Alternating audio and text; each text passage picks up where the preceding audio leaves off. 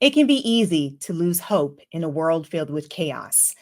The past couple of weeks have been very difficult for me, and I'll be discussing that in an upcoming episode. So be sure to subscribe to the channel if you're not already subscribed, because this is one story that is incredibly wild. Now, despite how difficult these weeks have been, God has shown me on more than one occasion that He's with me. The reason why I was able to see His hand in the situations that I've been dealing with is because I was actively looking for moments for me to celebrate. And I know that sounds kind of crazy, but I've been trying my best to live out what the Bible says in James 1, verses 2 through 4. And it reads, "Count it all joy, my brothers, when you meet trials of various kinds, for you know that the testing of your faith produces steadfastness. And let steadfastness have its full effect, that you may be perfect and complete, lacking in nothing." Did you catch that? Regardless of how dark your situation looks, I've lived long enough to know that it's always darkest before the dawn. The number of obstacles that you encounter serves as an indicator as to how big the blessing God has in store for you. Sadly, so many of us, myself included, give up before we get a chance to see the blessing God wanted to give us materialize. And so there have been times I've delayed or missed out on some blessings God wanted to give me due to losing hope and fear, and the list goes on. So when I find myself wanting to throw a pity party, I remind myself, you have to fight for joy. And this is a phrase that my mom yelled. I mean, did I say yell? I meant said to me when I went complaining to her about my situation. Mind you, the same situation that she's been going through as well, but with a completely different demeanor. If you can't steal my joy was a person, you would definitely see a photo of my mom. She literally has a peace that surpasses all understanding because she focuses on Christ. The world could be completely falling down around her, and she would still be cool, calm, and collected, and would be able to quickly determine the best course of action in order to avoid being hit by the debris. I'm jealous of how she's been able to stay happy and calm despite being surrounded by chaos and destruction. Due to my unwillingness to fight for joy, once again, I have forfeited or delayed so many blessings. Joy is not just a temporary emotion, it's a state of being that can bring about positivity and resilience in our lives. Even in the midst of life's storms, we must intentionally focus on the good and cultivate gratitude. Now, I'm well aware that I am a never ending project. So, one of my goals in life is to consistently prioritize joy. Doing so will ensure that my mind, body, and soul are aligned, which is crucial for our overall health. So, how do we fight for joy? It starts with making a commitment to be intentional and not allowing negativity to overshadow how we approach our circumstances, people, family, finances, careers, marital status, and health. Regardless of how well you prepare, you will encounter circumstances that are out of your control. And this is one of the reasons why it's imperative that I start my day in prayer.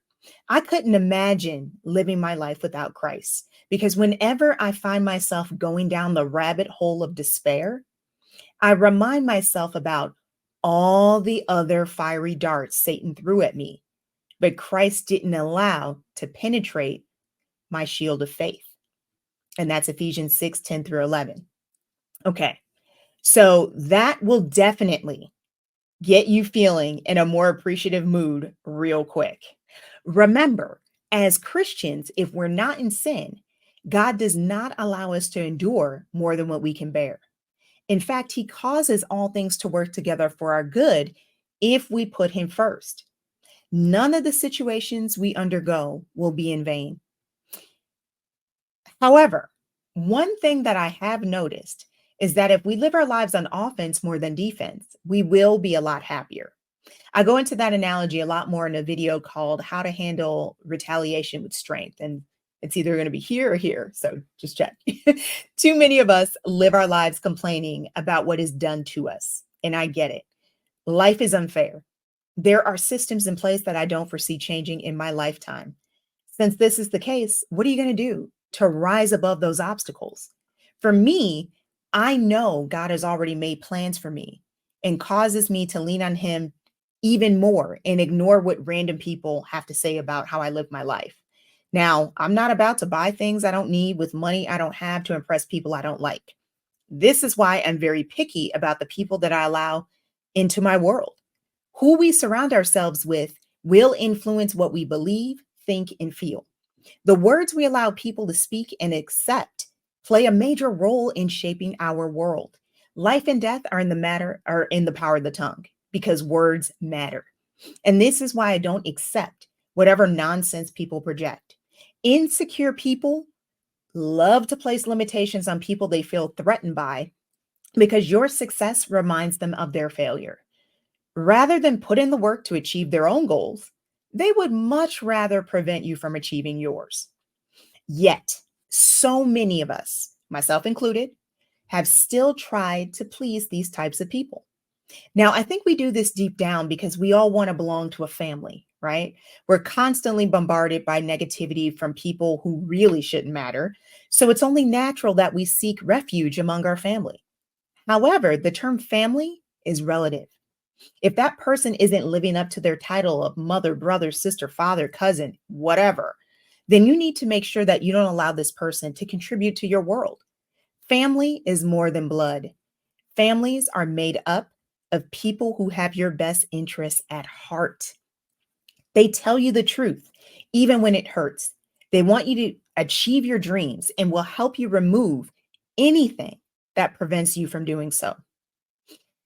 Sometimes it may take a while for us to achieve our dreams, right? Due to a lack of funding. Trust me, as someone who has been broke, not to say that I'm rich, I am not by any means, but as someone who's been broke, I realize this is not an ideal situation.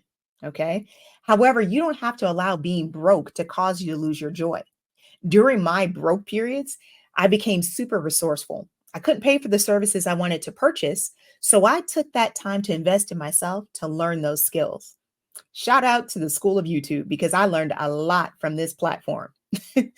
Instead of being upset about not being in a position to purchase the products and services, it brought me great joy to gain this knowledge because it allowed me to change the trajectory of my career.